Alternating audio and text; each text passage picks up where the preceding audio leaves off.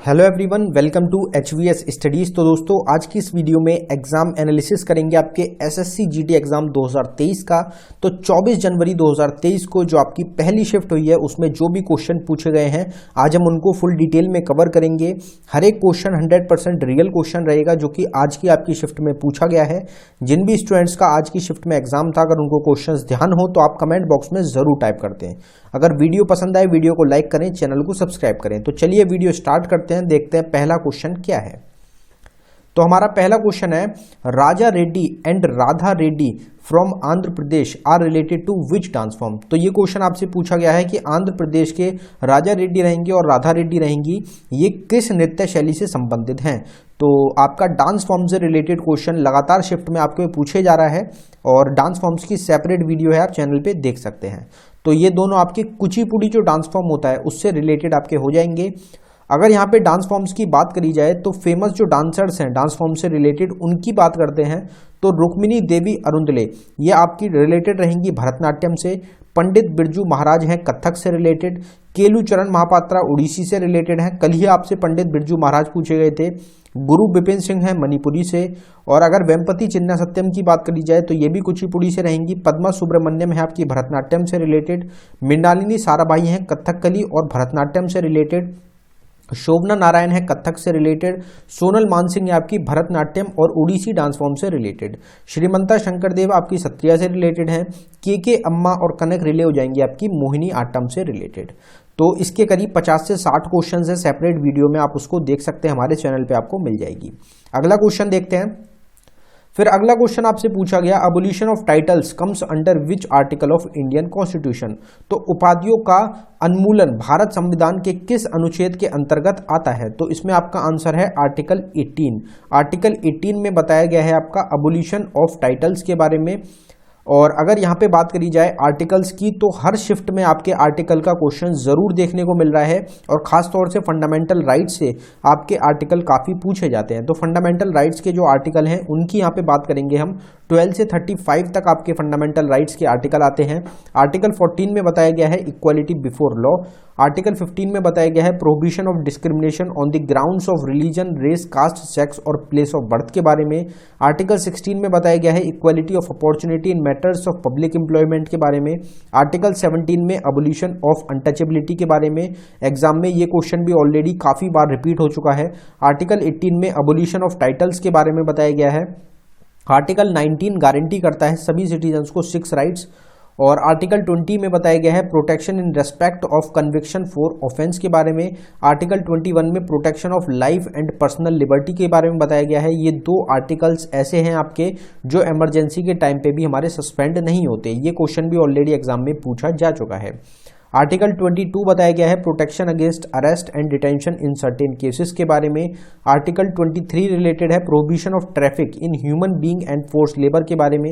Article 24 है prohibition of employment of children under 14 years of age in factories, mines ETC। 14 साल से कम के बच्चों को एम्प्लॉयमेंट नहीं दिया जाएगा फैक्ट्री या फिर माइन में। आर्टिकल 26 में freedom to manage religious affairs और आर्टिकल 32 में remedies for enforcement of fundamental rights के बारे में बताया गया है। ये फंडामेंटल राइट्स रिलेटेड आर्टिकल्स थे जो आपको आगे आने वाली शिफ्ट में देखने को जरूर मिलेंगे। अगला क्वेश्चन देखते हैं।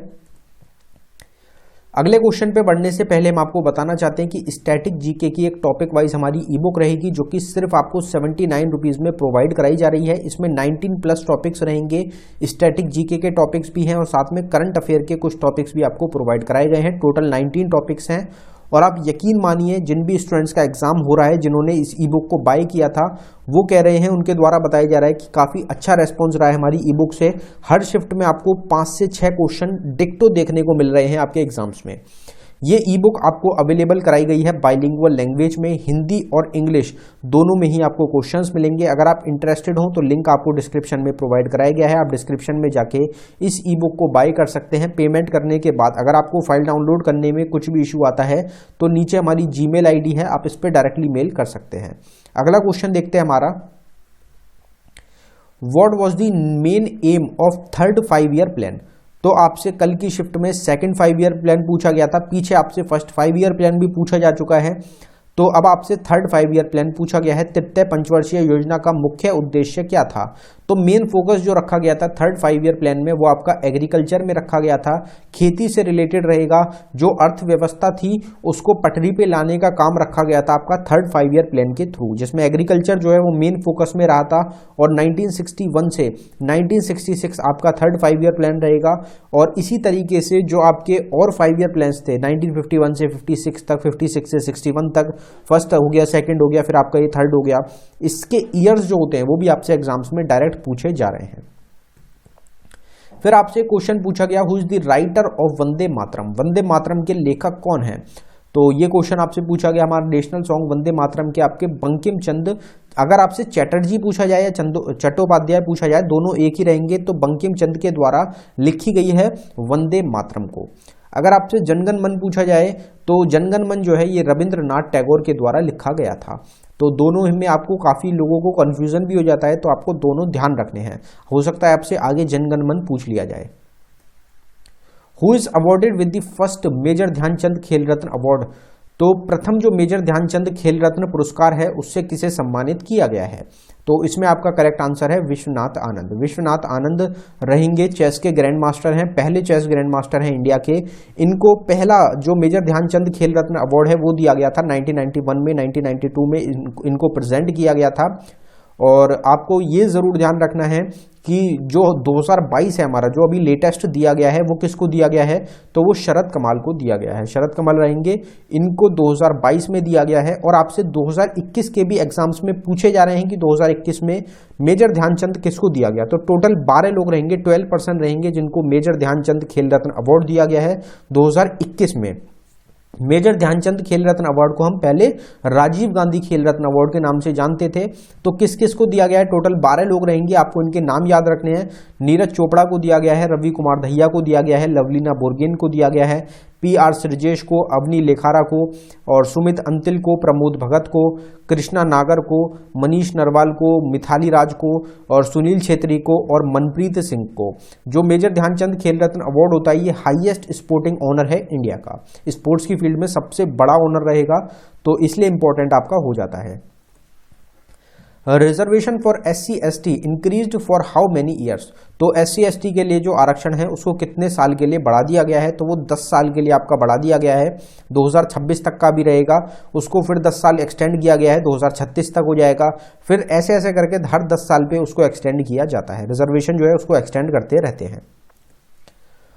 Who was appointed as the Commissioner of Delhi in May 2022? मई 2022 में किसे दिल्ली के आयुक्त के रूप में नियुक्त किया गया था? तो इसमें आपका आंसर था संजय अरोड़ा। संजय अरोड़ा को कमिश्नर के रूप में चुना गया आपका मई 2022 में। और जो पुरानी शिफ्ट है उसमें आपका दिल्ली से रिलेटेड जो गवर्नर चुने गए थे, लेफ्टिनेंट गवर्नर, वो भी एग्जाम में ऑलरेडी क्वेश्चन आपका पूछा जा चुका है।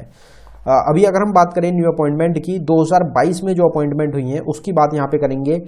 तो मेघालय के गवर्नर चुने गए BD मिश्रा, डायरेक्टर जनरल चुना गया CRPF का सुजय लाउ थाउसेन को, होल टाइम मेंबर चुना गया है securities and exchange board of India का अनंत नारायण गोपाल कृष्णन को, PM चुना गया है यूनाइटेड किंगडम का ऋषि सुनक को, चेयरमैन है ICC के इंटरनेशनल क्रिकेट काउंसिल के ग्रेग बार्कले, 50वें चीफ जस्टिस चुने गए हैं इंडिया के DY चंद्रचूड़, और FIH की अगर बात करी जाए उसके प्रेसिडेंट रहेंगे तायब इकराम, प्रेसिडेंट फिक्की के चुने गए हैं सूर्यकांत पांडा, रेवेन्यू सेक्रेटरी इंडिया के चुने गए हैं संजय मल्होत्रा, कांग्रेस के प्रेसिडेंट रहेंगे आपके Mallikarjun Kharge, comptroller general of accounts चुना गया है भारती दास को, चेयरमैन चुना गया है गेल का संदीप कुमार गुप्ता को, डायरेक्टर जनरल चुना गया है ITBP का अनीश दयाल सिंह को।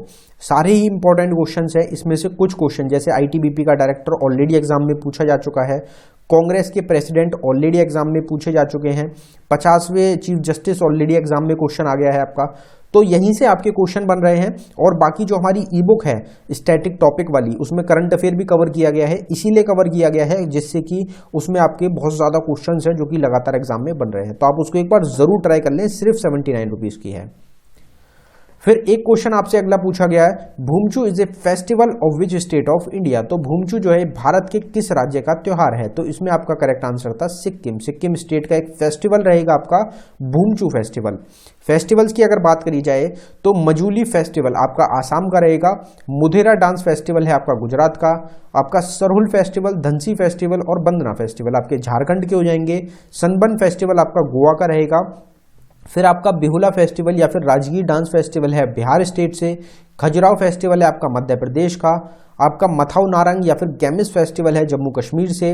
कोणार्क फेस्टिवल या फिर international sand art festival Orissa से रहेगा। गुड़ी पड़वा रहेगा कर्नाटका का। बूंदी उत्सव या फिर डेजर्ट फेस्टिवल रहेगा आपका राजस्थान का। फेस्टिवल्स की एक सेपरेट वीडियो आपको चैनल पे मिल जाएगी। हर एक टॉपिक की आपको सेपरेट वीडियो चैनल पे प्रोवाइड कराई जाती है, तो आप उसको भी देख सकते हैं आपके एग्जाम्स के लिए। अगला क्वेश्चन देखते हैं। What was the theme of International Yoga Day 2020? Yoga दिवस 2020 की थीम क्या थी? तो 2020 की स्टूडेंट के द्वारा कही गई है कि 2020 की पूछी गई है, कंफर्म नहीं है क्योंकि 2020 की तो आपसे कम पूछी जाएगी, आपसे 2022 की ज़्यादा चांसेस रहेगी, लेकिन स्टूडेंट ने कंफर्म किया इसलिए हमने 2020 ही डाला है। तो 2020 की थी आपके yoga for health, yoga at home. तो या तो ये पूछी गई थी आपसे, अगर आपसे 2022 वाली पूछी गई तो 2022 की थी हमारी योगा फॉर ह्यूमैनिटी, मानवता के लिए योगा, यही पूछी गई होगी ज़्यादातर आपसे। अगर आपसे डेट की बात करी जाए, डेट क्या है इंटरनेशनल योगा डे की, तो 21 जून को हर साल हम ऑब्जर्व करते हैं इंटरनेशनल योगा डे के रूप में। तो दोस्तों ये था हमारी वीडियो का आखिरी क्वेश्चन। अगर आपको वीडियो पसंद आई हो, वीडियो को लाइक करें। अगर आपने अभी तक चैनल को सब्सक्राइब नहीं किया है तो आप चैनल को जरूर सब्सक्राइब कर लें। इसी तरीके से डेली एनालिसिस आपको हमारे चैनल पर प्रोवाइड कराया जाता है। एग्जाम ओरिएंटेड वीडियोज़ भी आपको चैनल पर मिलती हैं, टॉपिक की वीडियोज़ मिलती हैं आपको चैनल पर, डेली करंट अफेयर की वीडियोज़ भी मिलती हैं। तो उसके लिए आप चैनल को जरूर सब्सक्राइब करें। धन्यवाद।